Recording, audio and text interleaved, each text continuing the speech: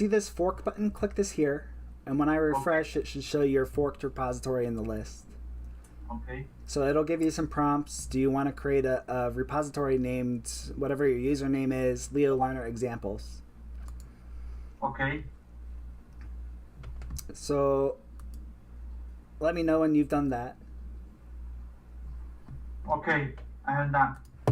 Okay. So you want to look at your version. You're tracking this repository in my account with a copy that's in your account. And when you make changes, you can propose them to me to incorporate into the one that you forked off of, this one. So let's see. Did you star it instead of forking it? Yeah, I have to push the button create fork, correct? Yeah, there is 3 buttons or 4 buttons: pen, unwatch, fork, and star. And it says there's 1 star. That's me. That's Josh, okay. And there's 0 forks. So when it works, all you do is you click this, and it says your organization. You know, would you like to create a repository name, a description? All those options are fine. It says copy the main branch only. That's fine. Create fork. You can uncheck copy the main branch only, I guess. I did. Okay. Oh, I see it now. Okay. Okay. So we have a fork here. Uh-huh. And you can see your account in the fork, and I can look at your fork and compare it to mine. And view all branches. Okay. So we'll help you with commands to get this working, but let's get into sharing my other screen. Get your Visual Studio Code window open. It should look like this. Okay. Do you see that? Visual Studio Code, get started. Yeah. Okay, do you have an option, clone git repository, under start? Yeah. Yeah. Okay, click this. Okay. And do you see an option that says remote sources, clone from GitHub? Yeah. Can you start typing LeoLearners example? Actually, I think if you click remote sources here, if you click that, it starts giving you a list of repositories. Okay. So I see my own. You should probably see your own with your name and then LeoLearners example when the menu comes up. Should I type your name also? I think it will work if you... if I start with LeoLearners and examples. Yeah, I think if your account is connected in Visual Studio Code, it should show your fork that you just made. It would say your name / LeoLearners examples.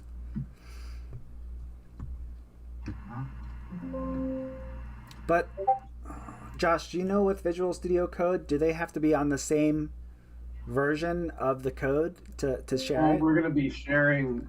It's just whoever's hosting the share session. It's on there. So like we don't all each have our own. We're all going to be working on the same repo. Okay.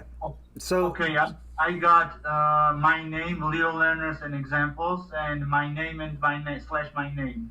So I have to choose LeoLearners example, as I understand. Yes. So I'm just showing you how you would start working in your own parallel version to mine.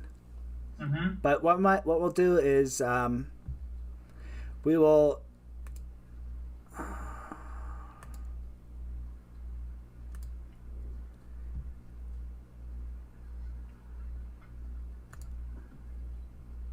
share you a link, and that link will okay, perfect. Josh, shouldn't I have a link here to Yeah, I didn't see it. I was wondering why you don't have it. Go to the third one up, Extensions? that one, and do search for what's it called? VS Share, Live Share. You gotta install it. Okay, Sula, you can do this too. Do you see where I am, Sula? Yeah. Extensions, live share. Just type live share, and then it would show Microsoft as the publisher, and it would be verified. I got it. I got it. So I have to install it. Yes. Yes, yes. Yeah, on your VS Code. Okay, I'm doing. Okay, mine's installing, so it's taking a little longer than yours. Okay, it's installed. Okay, mine too. I think now we have to close Visual Studio Code.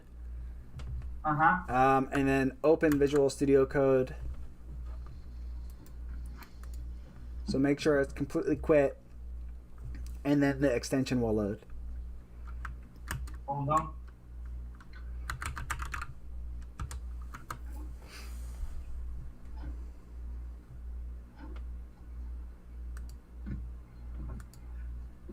It's ready. Okay.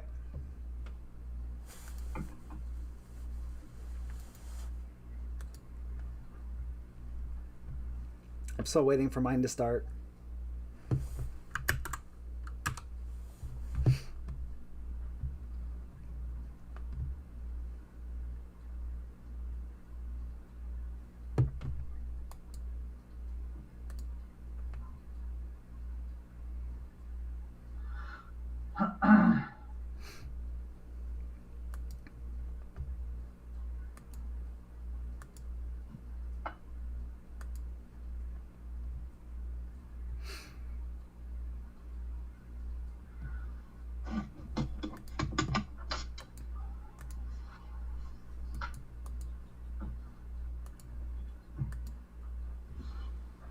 Okay, I'm sharing it now.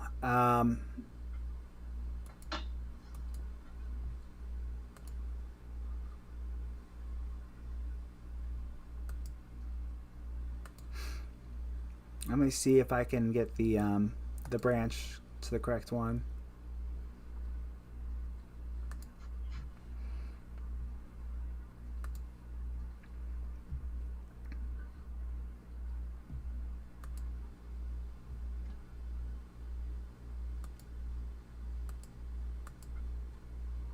Okay, so let me get this link going.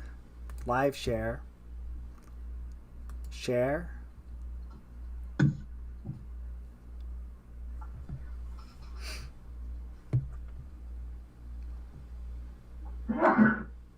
Wait, no, you should do it by link.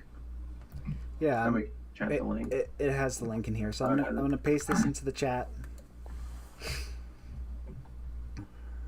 Okay, so if you click that link, it should open a web page, and the web page should ask to open Visual Studio Code. You should say yes to that. Let me try.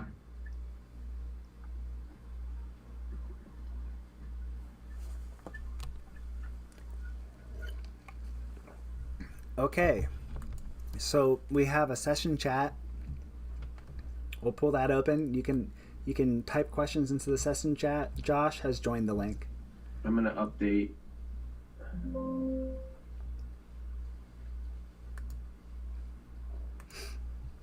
Just hold on.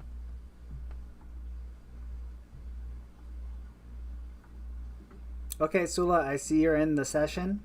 So how this works is you have a Files button in the Explorer that is Windows E or Windows Shift E maybe, and it shows you the directories on my computer. And I have my version of the repository checked out, and you have your own version. So if you go working on your own and you come up with an example, you might be able to submit that as a request to be incorporated into this. Or if you're sharing your Visual Studio Code, you could share the one on your repository, and then after the session is over, you could ask to incorporate it into my repository.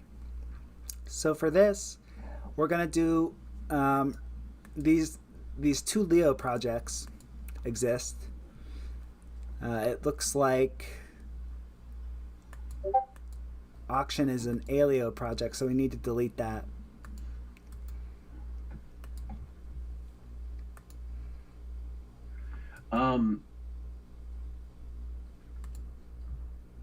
Do you have to install Live Share Audio? Is there a live share audio extension? Yeah. And then I'm going to enable it. Is there a live share video? I don't know what the extension pack has in it, but Okay, so let's try to grab this extension too. I don't think there's video because you're sharing your terminal. Okay. And then I think once you install the Live Share Audio, you have to go and you have to enable it for the workspace. Where is the workspace settings? It's go into the fourth one up, the blocks, the extensions. Click on Live Share Audio.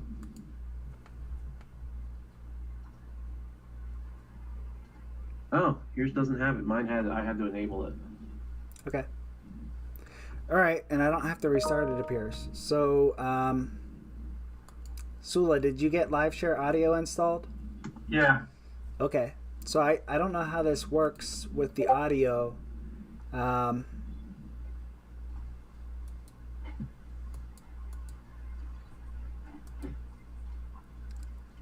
Let me see what these run code split editor right. Okay, so click explore, go to interest, that folder, drop it down, go to source, and click main.leo. I see your cursor, you're there. Okay, so let's sort out audio, take a brief break, and then we'll close Jitsi. We don't need Jitsi.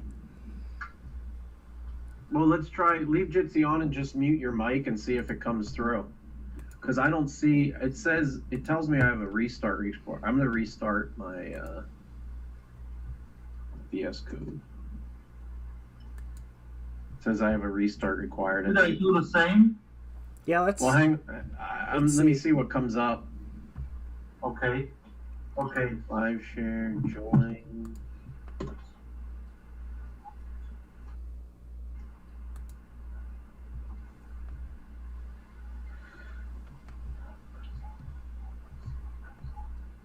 Did you turn yours off, Andrew? I'm muted. Because it's not letting me join. The link isn't working for you. Hang on, let me try it. Let me restart it. Okay, live share, join.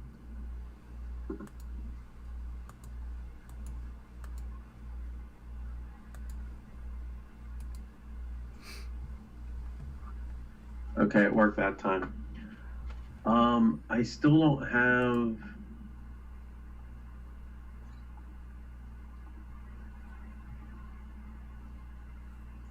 Let's have the host restart since I just installed the audio plugin. I don't see audio in the interface. Yeah, I don't see audio either. Okay.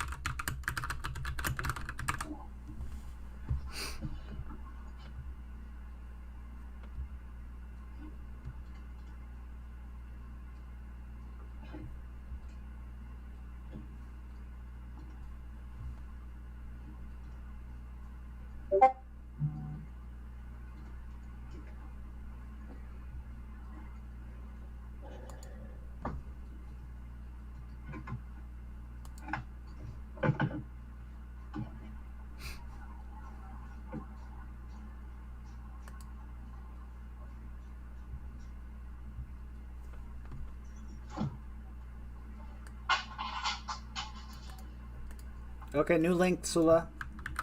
Audio is working. It has audio in the settings now. Okay. Hold on. Okay, and while you guys connect, let's see. I will I have to take a 2-minute break. 1 second.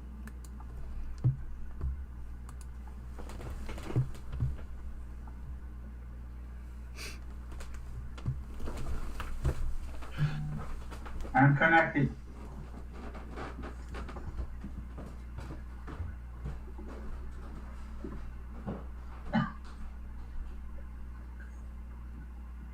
Okay, I'm connected, and huh.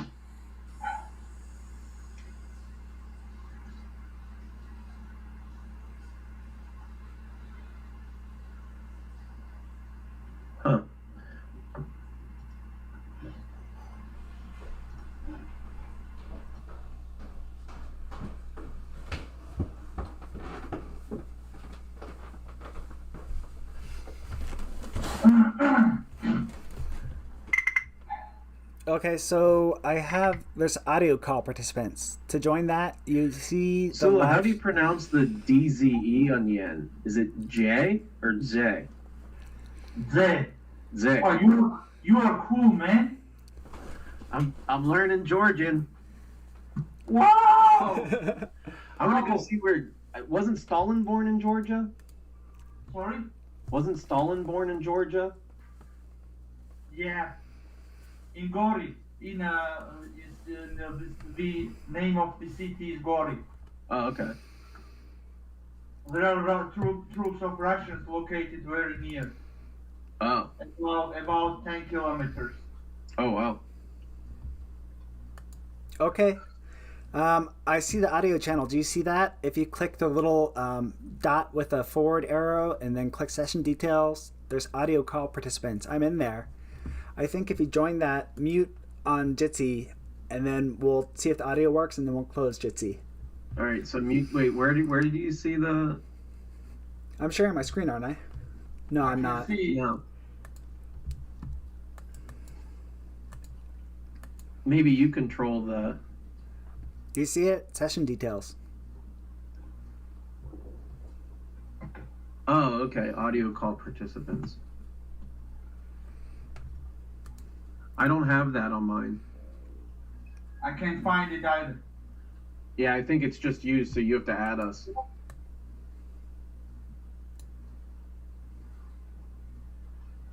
I'm gonna mute Jitsi. Okay, 1 second. Me too.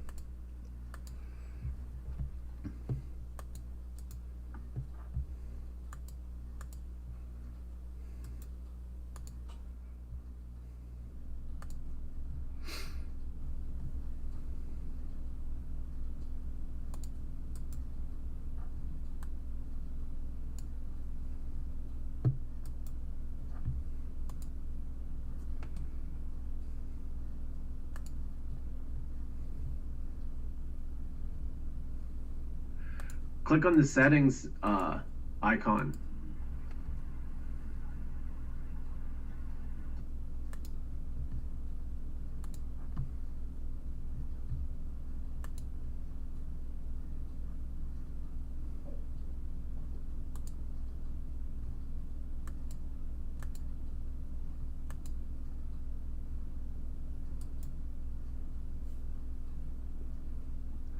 I think it's one of those things in the settings icon. There is another thing you could click on. Audio call. There you go. Settings.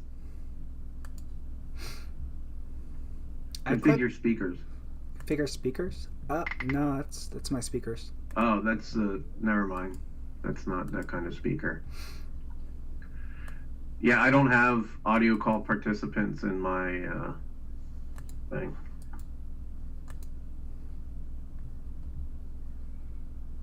Okay,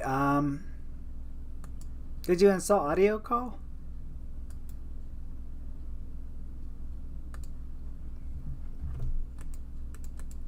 Did you install the plugin? Yeah.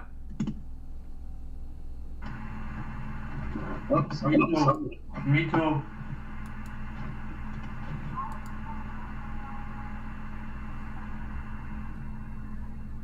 Guys, what if we leave the and continue? Let's just drop this. We don't need to do audio through this, but Yeah. we can just leave our We mics. always had trouble doing mob programming. That's why we always use Jitsi, and then we use live share just for the coding part.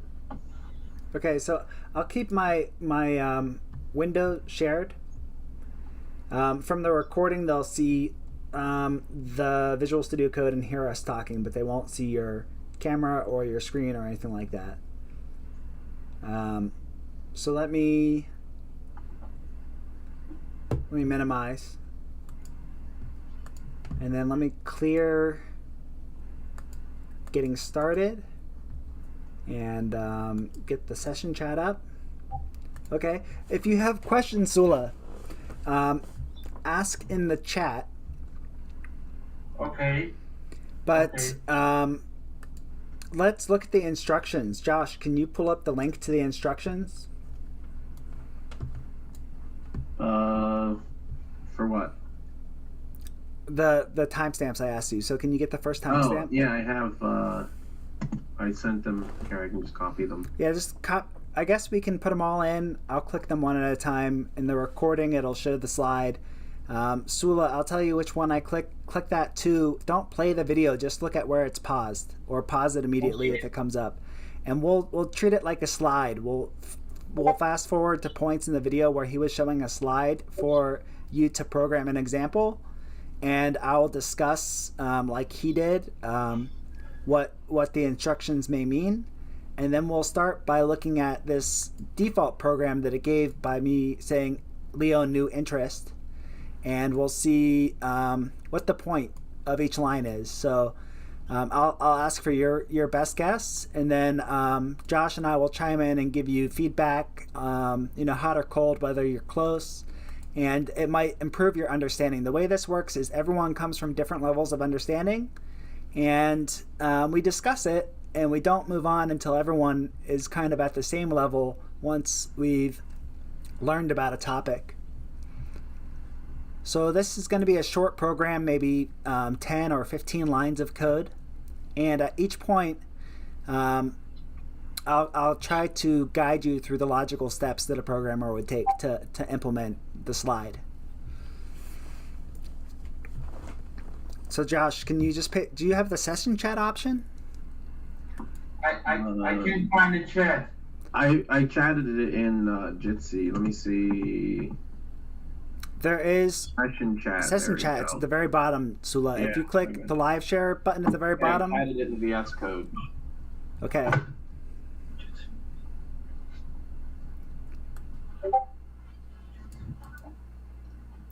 It doesn't support links. It does in your Jitsi chat.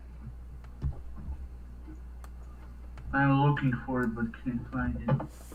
Go to Jitsi and click on the open chat. I got it. I find it. Okay. And then it's gonna start playing. Once it loads, just click pause. It should be Leo. Okay. Do you see that on data types? Yes. Okay. So Do you understand all the data types? do you have questions? Like what don't you understand is something we should bring to the focus. I am okay for now. I got no question. Okay. So the biggest takeaway I wanna leave you with integers, since there's so many different kinds of integers, is that the smaller the number you use for your need, the smaller the size in bits the integer should be. So 8 would be like 0 to 255. 16 would be 0 to 65,000 something. And 32, if you don't really want to care about it, is a reasonable number for something that's just has a high upper limit. If you go to 128, either unsigned or integer types, it'll take the compiler longer to generate your program. So it's a good practice to limit the integer size to 32 or 64. And if you don't need more than 250 uses or different values for your number, you can go with the lowest, U8. And then the other ones, we won't get into algebraic fields until advanced lessons and as I learned how to use those. But they're basically related to cryptography, mathematic operations with the the polynomial equations for the keys for encryption. So let's get the next link loaded up. The compound interest example, the second link Josh posted. Okay. Yeah, for some reason that didn't open to the time. It's 108:58, I think.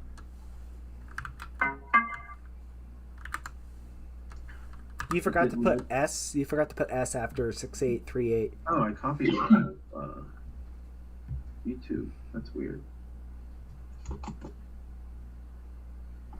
Oh yeah, it didn't open. What would you say it was? 1 hour, 8 minutes, and 58 seconds? Yeah.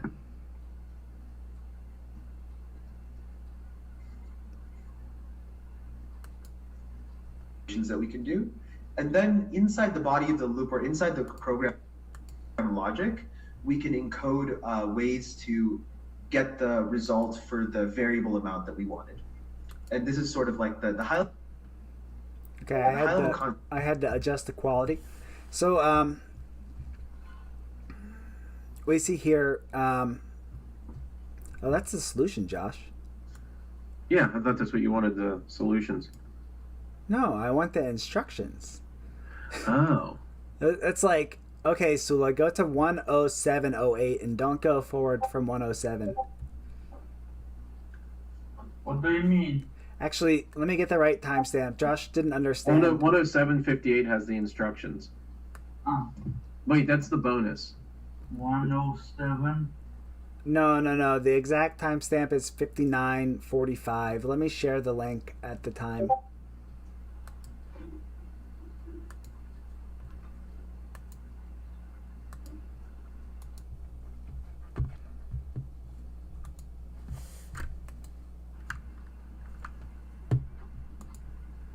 Coach, should I explore all these videos for the next lesson? Well, we'll try to get through this. We're gonna use these 2 bullet points. Do you see the slide now that we were trying to reference you to? It says challenge, calculating interest, 10 minutes. I send it to you on Discord. Let me check.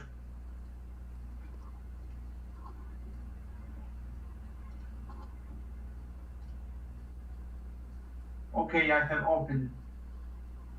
Okay.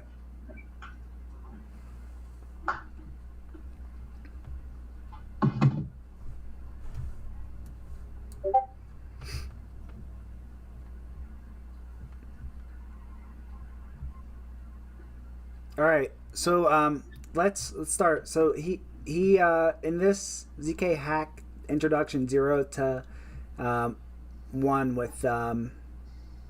with Aleo, he asked the audience to create a new project. Pranav asked the audience to create a new project titled Interest. So we did that. We have the Interest project that you got from running Leo new Interest. And it's a Leo program. The first line, do you know what this syntax is? This slash in front of a sentence? Do you know what that means, Sula? No. Okay, so this is called a comment. You can put these 2 characters, // space, and then whatever you want to type to the developer reading the source code.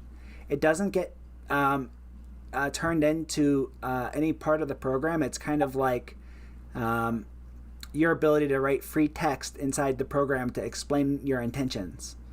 And by default, they provide the interest program. So it's a comment saying this is where the interest program starts. Do you know what the next line might mean or what its purpose could be? No. Okay, so that's fine. This is called the program scope. And the keyword for the program scope is the word program. What does scope mean? Scope is, you can think of it like anything on the outside of these 2 curly brackets, above and below these 2 lines where the curly brackets start and where the curly brackets end. Those are opening and closing brackets. Anything outside of those is not included in the program. Other programs won't have access to things inside this program because they're out of the program scope. In scope, out of scope, it basically means the program can do things inside of its program scope that it can access, but if another program tries to call its public circuits, its transition circuits, those transition functions are the only thing it can really call. It can't see data type structures and other things that aren't publicly exposed from interest.alio. So we'll have control of that. That's like a feature for the developer. You can choose what you need to make your program work under the hood, and then you can also choose to share some of it with the user through your implementation that way. So the program scope here, the way you write a correct program scope is program space program name .alio. That's the program ID. Yeah, why don't we rewrite this? Okay. Like that way we'll start out at the beginning. Do you want me to just start like with the comment here and ignore the scaffold? Yeah, well, here so let's start doing mob programming. I'll type. Okay. And what we'll do, Sula, to get you caught up, like, so the way mob programming works is like you rely on other people in the group having knowledge that you don't, and you discuss out what you're supposed to do. So the person at the keyboard doesn't decide what to type, the other people do. So you tell me what to type. Like, do you know the first thing that you type for an Alio program? No, I don't know. Okay. So Josh, can you, I think we need to define where the program starts in the file and give it a program ID on line 2. So Okay. So do you know how to define a program?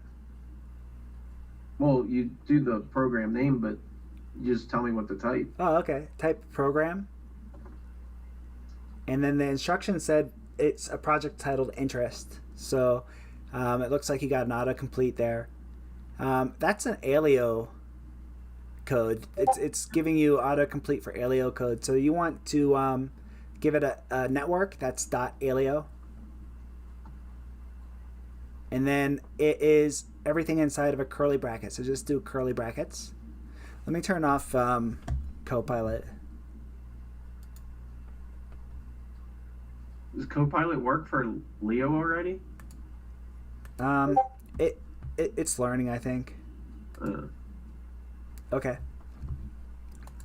Okay, so let's just go over it. So, Sula, you understand that the first step you take in any program is you write program, and then the name of the program .alio, and then you have curly brackets, and everything for the program goes inside of those curly brackets. Okay, I understand now. So every Leo program you write, this is how you start it. Okay. The only thing you normally change is different programs will have a different word for the program ID. That means if you do auction instead of interest, it would say auction.alio. Okay. And that's the program ID. That's how you refer to the program from other programs. That's its use. It's part of the blockchain too, is a program ID. So Josh, you're writing a comment. What does your comment want to do? I was gonna say, do you want to do stick frame first? You mean just like comments headings for what we need to put in there? Okay, so we can do pseudocode. It says step 2, define a transition called calculate. So just do transition called calculate. Okay, so Sula, this is called pseudocode. Okay. So what it is you just go through it and basically in English you just say what you're gonna do, and then that way everybody understands the flow of the program, and then you go back in and you actually program it. Okay. Step 2, I would say talk about which arguments you need for calculate. So calculate takes the following arguments. Arguments. Sula, arguments are parameters. They're like inputs. Those are some synonyms. They're the things that you tell the transition function that it needs to solve the problem. So 3, I would say he gives us the two arguments, and it was private principal, and the other one was public rate. Now, what does that mean? Do you know the difference between private and public? Yeah. Okay. Private is so that's when it's the record holder, the transaction caller, they are privy to that information. Public is the network also sees that information. So when you want something to be private, it's the default, and you don't type anything. When you want something to be public, you type public before the name. So he said the names are principal and rate. So Josh, can you say arguments principal and rate? And the other thing we need to know is what types we should use for the arguments. So principal.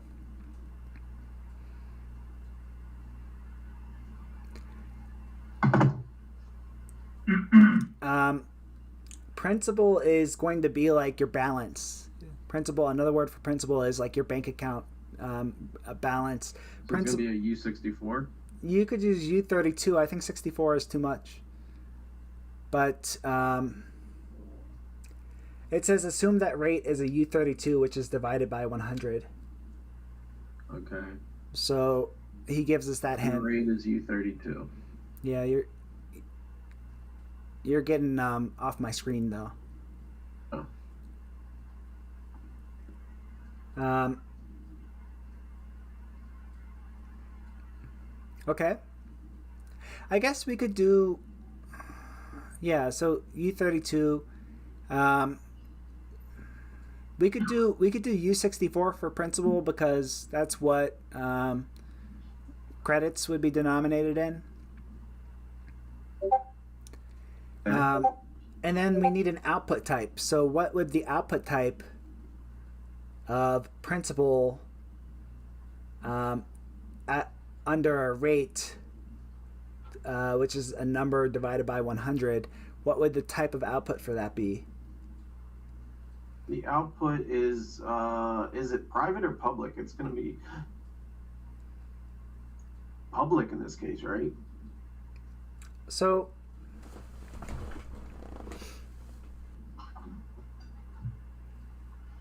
he says U32. If you look at the test cases on the slide, an example is 10 and 20 should give you 52 for the interest rate. All right, so output type U32.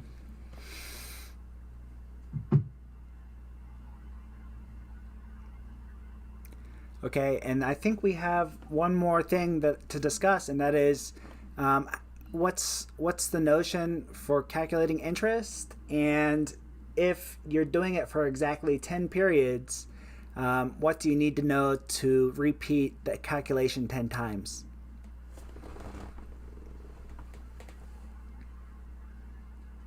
So Josh, Sula, we're going to use a U8 for the looping variable, right? Yeah. Well, we'll discuss that. You would use periods would be 10 U8. So periods would be a variable or a static value that we put in our code, a literal string. Periods would be a U8 literal U64, 10 U8. So like, literal means that you're literally typing the value into the software. It means it's a number with a type for the number, and it's not something that you can assign or update. It is that exact value. So Josh, you would write 10 U8 literal as literally the number 1, the number 0, U, and 8. All right, so now we're ready to go through these. Yeah.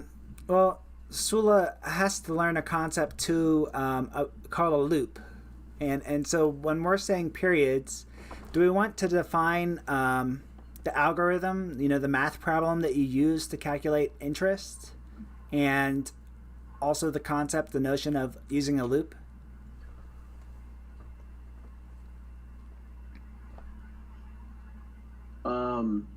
Well, I mean, this number 6 is a loop, so. Okay. But create loop loop period. There we go.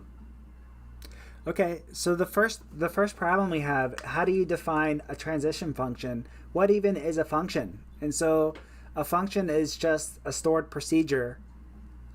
Josh, you can call this with its keyword, a transition function's keyword is just the word transition. Oh wait, let Sola give it a try. Okay. Let me try. So what should I type?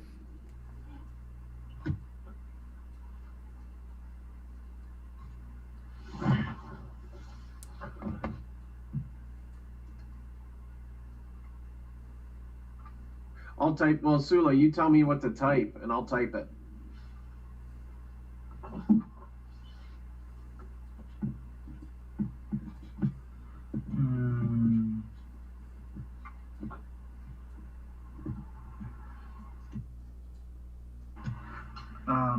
Can you repeat the question once more?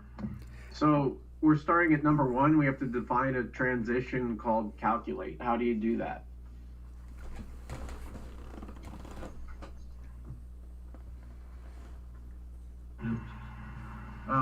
Program calculate point allow.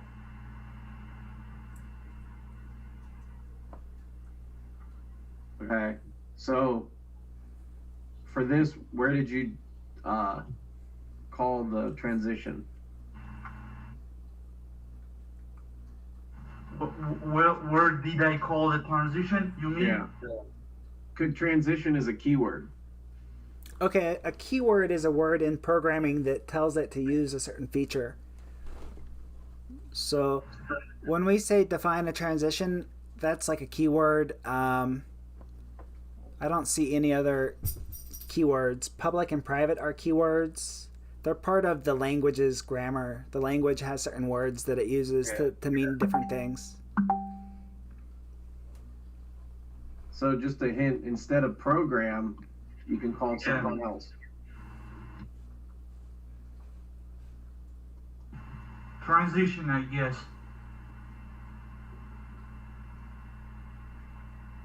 Okay, so we created a transition named calculate. Okay, Sula, one more thing. It's got a curly next to it. So that means some other code that we wrote might not be right here. That's one way the Visual Studio Code tells you something with that line is wrong. So do transition names have symbols in them? That would be my clue, the hint I would tell you. You know? Yeah, this .alio, that's just for the program. Yeah, that's the network the program runs on. Yeah, so your transition doesn't have that. It's but what? So here's a hint. This is the start of it. What comes next? Like, what should I just tell me what to type? What comes after any function or transition name?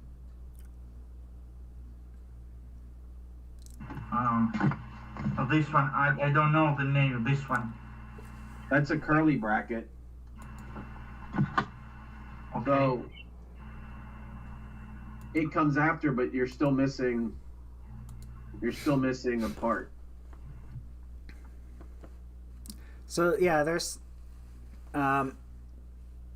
Josh, can you put the way you would start the next part? I think it is an opening and a closing brace. Yeah. And now you see how the squiggly went away and you have an option to run it? Yeah, so when you have a transition or a function and then you have the function name, what comes after it is what comes after it is regular parentheses, and inside the parentheses, that's where you put your arguments. So even if there's no arguments, then you would just have an empty parentheses. But so here we can. So now we're on number 2. Which arguments are needed? Wait, actually, we'll leave them up. Number 2, which arguments are needed for calculate? So what goes into the calculate function transition? What are we inputting? I guess we can give them a hint too that like when you're defining an argument, there's 3 things. There's 3 things you need. You need whether it's private or public. You need its name. It's private by default. So if it's public, you need to call that out. You need its name, and you need its type. And there's a special way you tell the program what those are. So do you know? So if we're going to calculate, if you're going to calculate interest on something, what do you need to know? There's two pieces of information you need to know. And it's all in the comments above. So look at that list and take your guess from there too. It's you don't have to pull strictly from experience. Principle. Should I type? No. I'll type. But yeah, principle.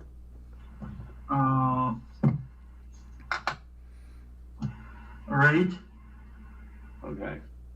Okay. So is principal is private and the rate is public, right? So I think we need to make it express that it's public. So yeah. So I think when you type rate, these are good. So we're on to the right arguments. When you type rate, I think you should type public rate. And it turned red because it's a keyword. Yeah. So principal, what well, it has a squiggle after principal, and we separated them with a comma. That's correct. But what does it mean? Why do you think it has a squiggle? What do we say we also needed? The 3 things we need: its visibility, its name, and its type. So do you see anything up there where we decided we might use some of the types, and we could tell them the transition function? We could assign them here. I guess U32. Yeah.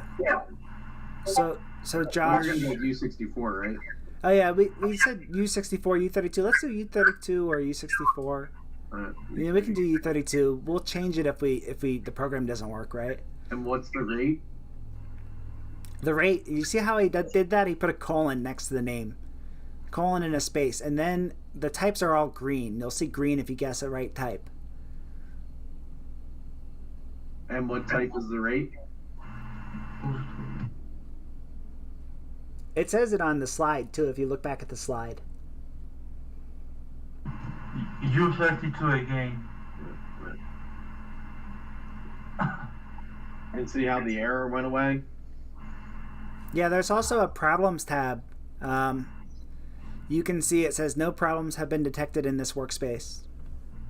Okay. So if you leave that open instead of terminal, you can see if the squiggles come up, why it's giving you squiggles.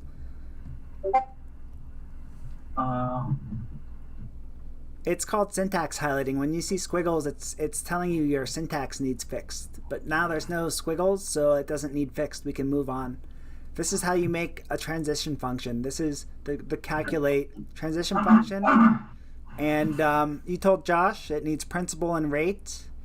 Rate is something that everyone can see because it's like a well-known rate that the person is using.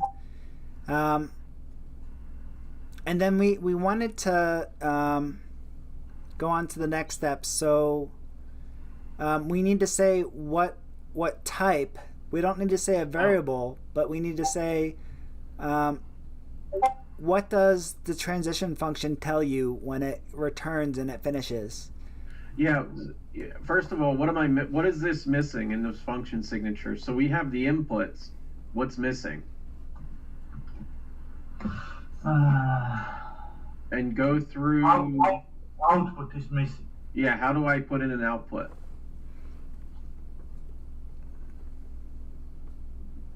What signifies that it's the output?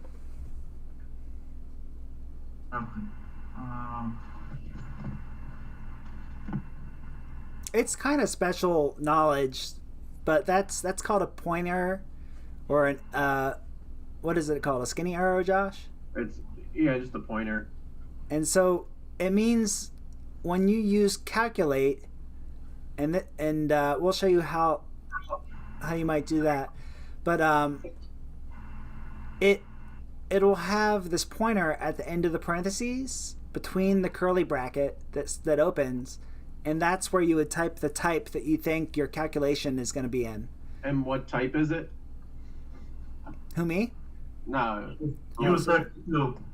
That's right. Okay.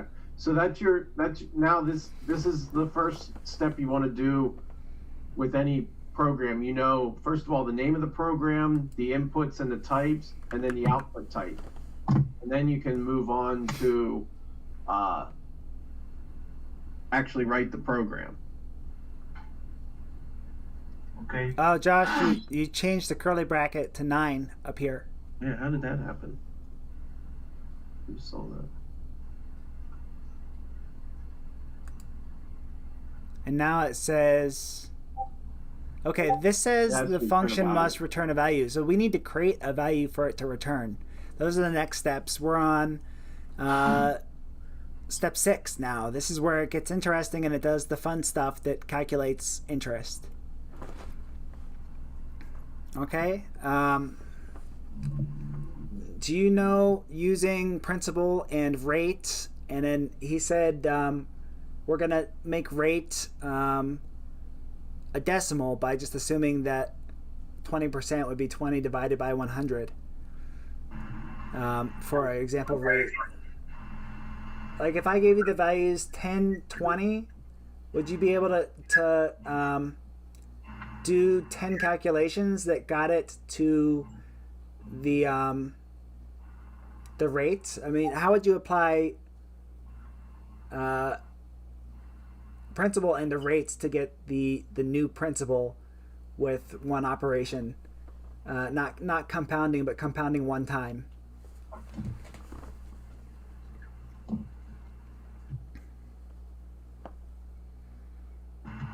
I'm thinking. So normally you have a rate like 0.2, and so your principal could be $100, and 0.2 is 20% of $100. So I think the rate would normally be something like 1.2 to give you 100% and then 20% on top of that. Okay. But do you know how to do like napkin math to find out what 120% of a principal, which is just a number like 100, would be? No, I don't. Okay, it's principal times rate, and since rate is an integer, it's not a decimal, we're going to divide it by 100 to get it into decimal format. So Josh, can you type let's see, let's get amount. Let amount. We're going to make a variable. So a variable is how you store a value to compute on. Amount is going to be the same type as principal. And then it's going to be principal times rate.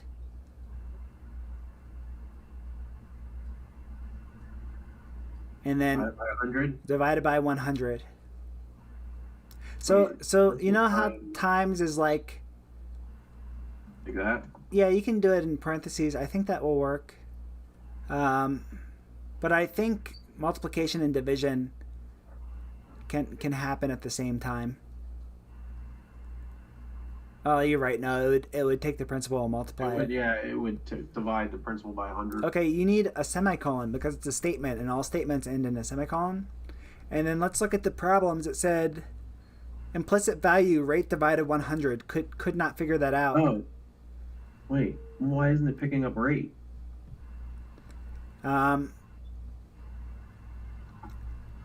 It is. It's just it can't make an implicit value, which you would have to assign rate divided by 100 to another variable. So Okay. let's do line 1. Do let, and let's make a variable. Yeah, but it's gonna be a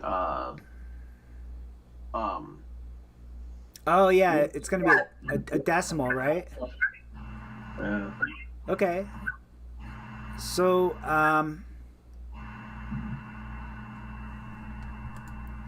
let me cheat. I'm gonna skip ahead. Wait, I think. Oh no. So Let's make amount no, just. we can do it this way.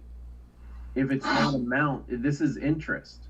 Principal times rate divided by 100 is interest.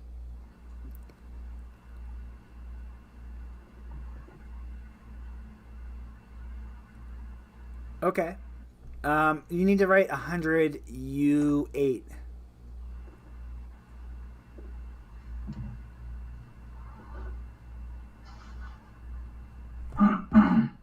Expected type U32. Oh yeah, we're working with U32. So Sula, when you do math, you can't change the type of the parameters you do the math with.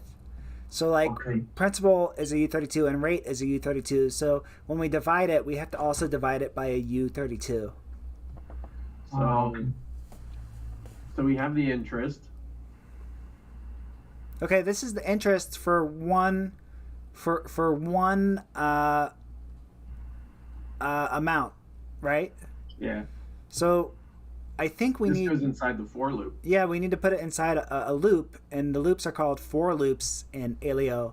And you have to use numbers. They can't use other variables when you define how many times it repeats. So you need to tell it the keyword is for, and then you need to tell it where you start, 2 dots, and where you end, and you use numbers for that.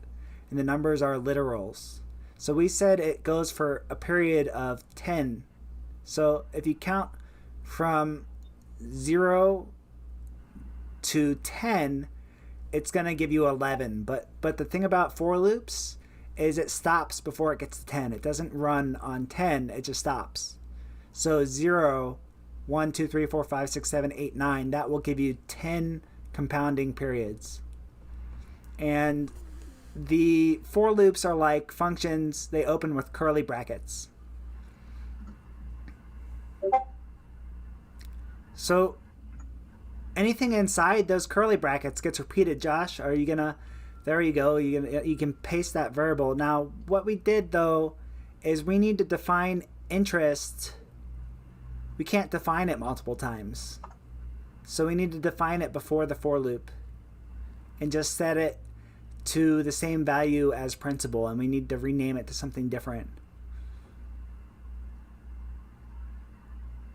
Well, it does have to be because it's compounding interest. Yeah, but you can't initialize it and call it. You can update it multiple times, but you can't initialize it multiple times. Can you just do let interest? I would do let interest equals principal. And you're close. There you go. And now, Sula, what that does, that copies the value the user provides for principal. Well, if you do that, Josh, it's going to be too many times. Okay. So what is the interest going to be then? Just principal. We're just going to copy the principal into a new variable. And call it interest? Yeah, or amount. Yeah.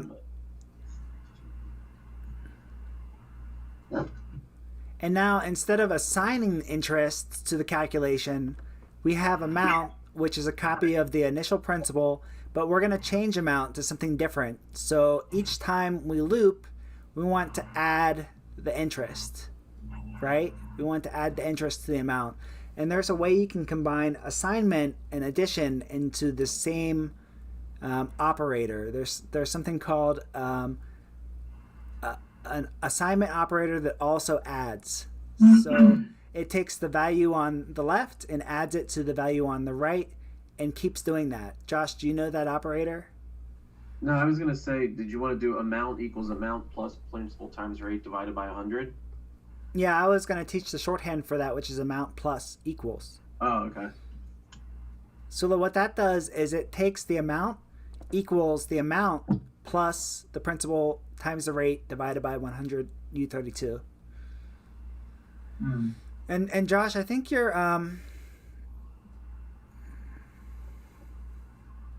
Oh, Sula, this here on line 14 is shorthand for line 15. That's a good point. Okay. So amount plus equals, so it's amount equals amount plus. And we need to put parentheses in because it's operating out of order. So they are the same. They are the same. Principal times rate divided by 100 would be the same as principal times parentheses rate divided by 100. Oh, no, you mean Josh's example was the same. That was correct. Wait. It's amount times rate divided by 100. Oh, yeah. Good catch, Josh. Yeah. And then rate and 100, let's try putting that in parentheses again. And what is this function is for? This function, we're trying to figure out, like if I invested 10 of something, just assume it's 10 credits, for a rate of 20, and I did that for 10 accounting periods, what would my new amount be after it had grown with interest? And so the new value for 10 and 20 would be 52. And that's because you took this and compounded it 10 times at a rate of 20%. So it's a calculation for compounding interest. So what do we do after we get this new amount? We need to put the amount somewhere. We need to tell the user the amount, and that would be filling out the part that corresponds to the skinny arrow, the pointer U32. Sula, do you know what you do to end a function?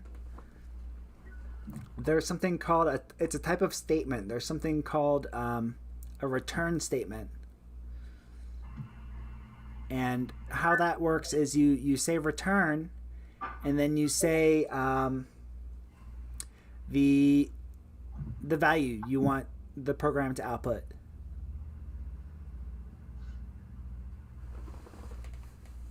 So Josh, do you want to go to line 17? Go to line 15. Do you see the error? It says function must return a value. Yeah. So. Oh wait, so that's all the for loop is doing. So we go after the for loop. Yeah. And then we return. What do you want to return? Amount. I'm done with amount now.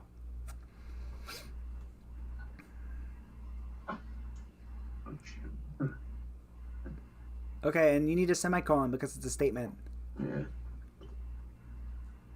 And then, Sula, our code, no problems have been detected in the workspace. You've helped us accomplish the goal, which was stated on the slides. He was going to give 10 minutes for it. I think we took longer time, but in practice with the call, it really was only like 2 or 3 minutes given, so it would have been difficult to solve this challenge on your own. And you went from not knowing much to knowing a little bit more and practicing it with us.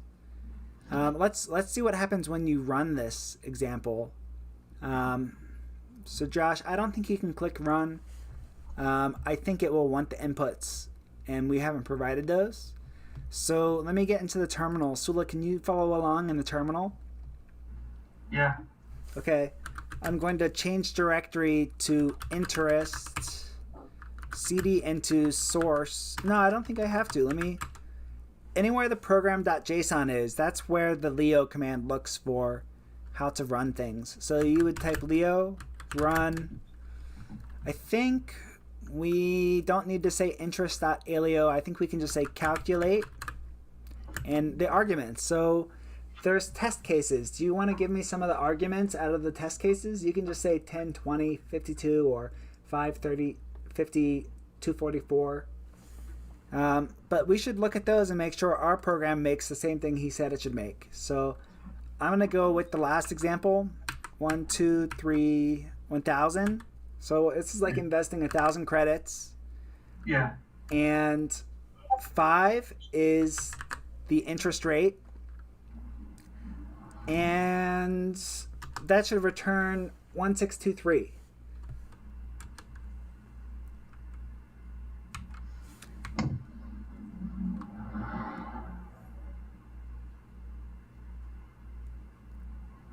Huh. Is that supposed to be in parentheses?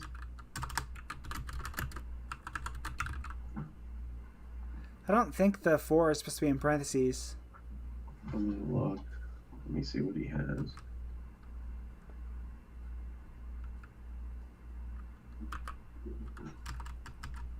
Oh, for I.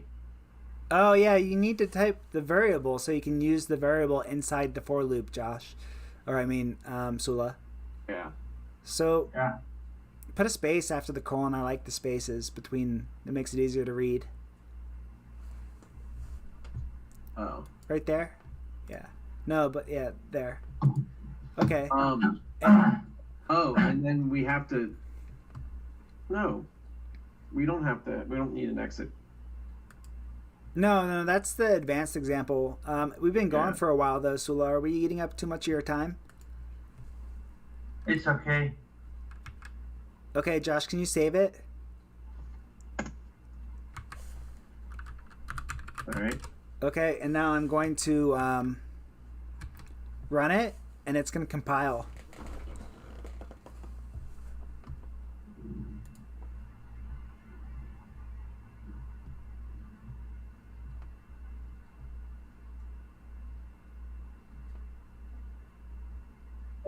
And so what I'm going to do is I'm going to take main.leo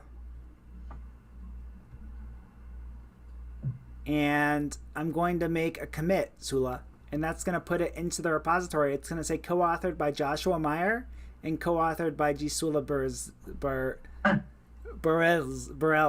How do you say it, Josh? How did we say it was? Suabarize.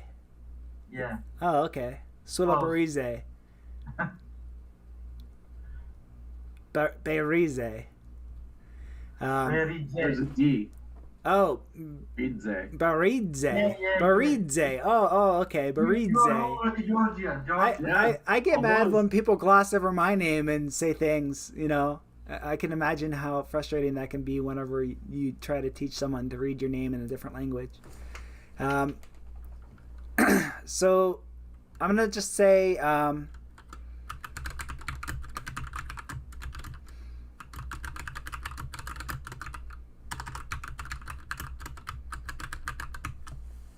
so it's still programming, but I'm going to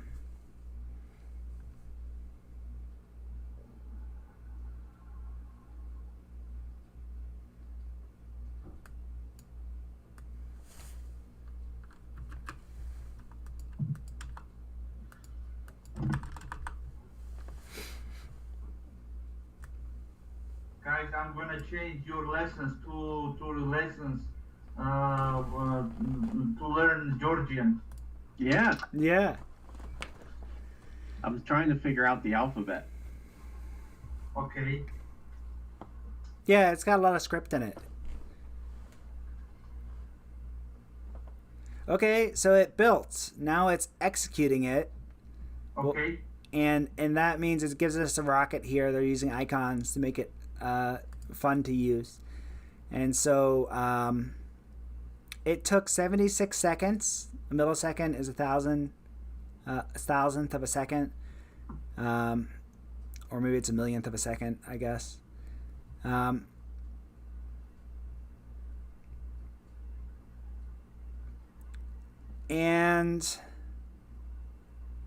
it has 2,330 constraints. That means there's 2,330 math operations proving that while it doesn't know what principal is, the rate and the amount it gives are in fact correct.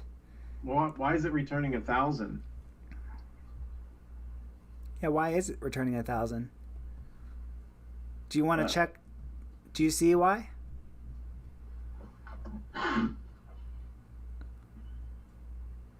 Did we choose the wrong name for amount? Well, amount, no, it should update amount inside the for loop. Let me skip forward on the slide. Just see if we did something that isn't obvious.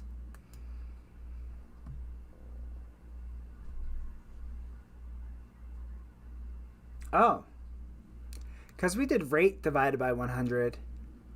And they're doing amount times rate. Yeah. I think this is coming out too small, so let's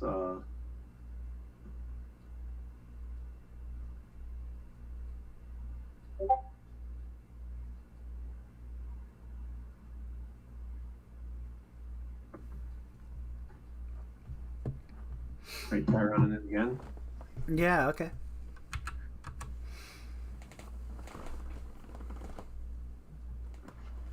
So that's part of it. So after you write a program, you have to run it a couple times and test it to make sure it does what you think it is supposed to be doing. So that was called a logical error.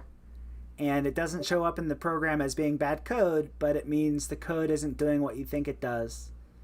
And it was because we did the multiplication and the division in the wrong order. Yeah. So it was adding to not enough. It was taking 5 divided by 100 times 1,000.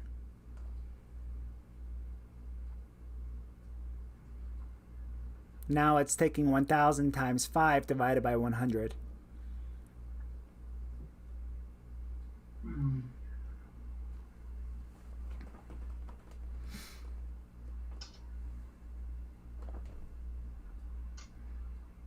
So this is going to take another 2 minutes probably, and then we'll see the result. Okay. That's why it's tough to demo these things, because it does take a pretty big computer to participate in these transactions on the network. That's what the provers are supposed to do. Eventually you'll be able to use something as small as your phone, and using a network connection to a prover, you tell it what you want to transact and it will do it on your behalf. They're still working out the details of how to do that. How to it's called delegating, and how would you delegate your secret information to someone else? Okay. And so we don't know what the plan is there, but I think they have ideas, and they're thinking about solving that problem.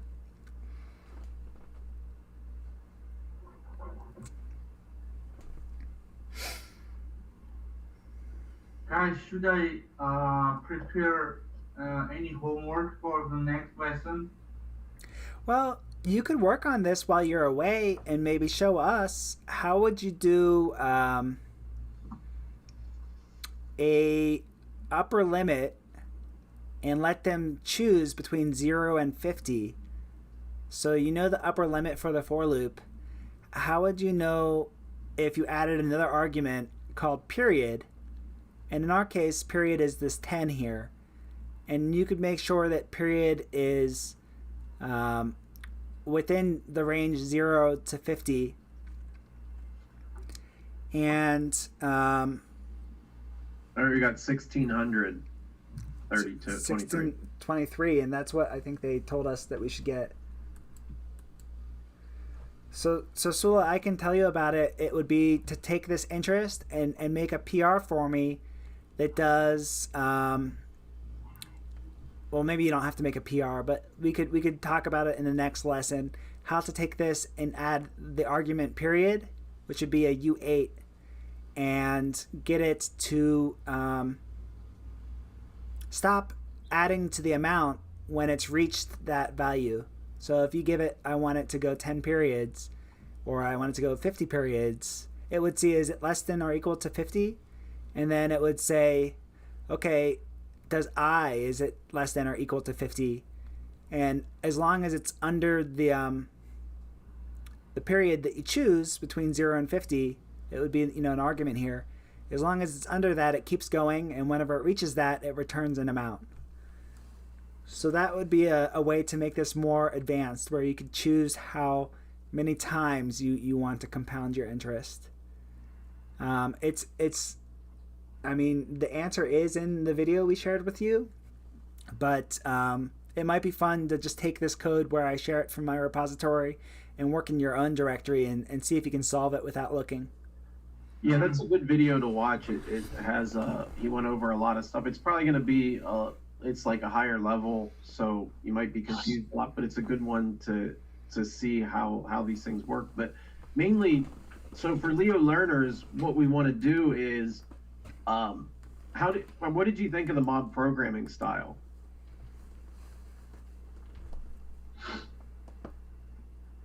Sula?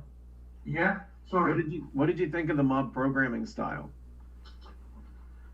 Can you clarify, what do you mean? Well, where I was typing and then you get to figure out what to do. Do you feel like that helps you to learn? Yeah, sure. Because that's what. So LeoLearners, this is how we want to go through. Everything we went up to before today is just getting you ready to be able to do that. So we want to get people in groups of between 4 and 6 people meeting up and writing code together like this. And so that's the next step. It's going to be hard because out of you're the only one that's showing up for these. In the next round, we need to make sure to get people who are gonna show up, so that way they can form a group. So maybe in the next group we'll just find 4 people who have never done it, and we'll get them into a mob programming group where they can then start programming together, because as they start putting out stuff, it's going to help other mob programming groups. So that way the number of people that can program in Leo is going to grow, and we want it to grow exponentially. So you could be a member of a couple mob programming groups where one you're helping out in, and another one's a higher level, you're doing higher level stuff. So yeah, this is pretty much from here on out, this is going to be the format of what we're going to do is just pick new ideas and then figure out how to program them together. For the advanced stuff, we might get a big enough group together that we feel confident we could do something like poker. Yeah. So what I'd like to do is get as soon as we get a full group, which is 6 people, then we can start programming harder things. Poker would be a good one to program, because that would take take several sessions to do. Okay. As long as there's no one with moral obligations to games of chance, which is, I think Josh and I are okay with, but I would understand if there was a moral reason that you wouldn't want to do a mob programming on poker, because it's associated with gambling. So is blockchain. Yeah. I guess if you talk about buying the dip and stuff like that, that's a kind of gambling. So okay, I think that's enough. I'm almost at my limit for time, but I appreciate, Sula, you being so dedicated and wanting to learn so much. It's really encouraging. It's very hard for me to tell you the truth, because I never deal with that in my life. So I appreciate that you have been patient to me. Thank you very much. Of course. And then pretty soon you'll be the one telling people, this is a transition function. This is how it works. It'll kind of be like an ongoing theme. When newbies come in, we'll make them hardened veterans, and the hardened veterans will be the ones sharing the knowledge, and they might be the ones typing. Okay. Will you give me the link of the recording?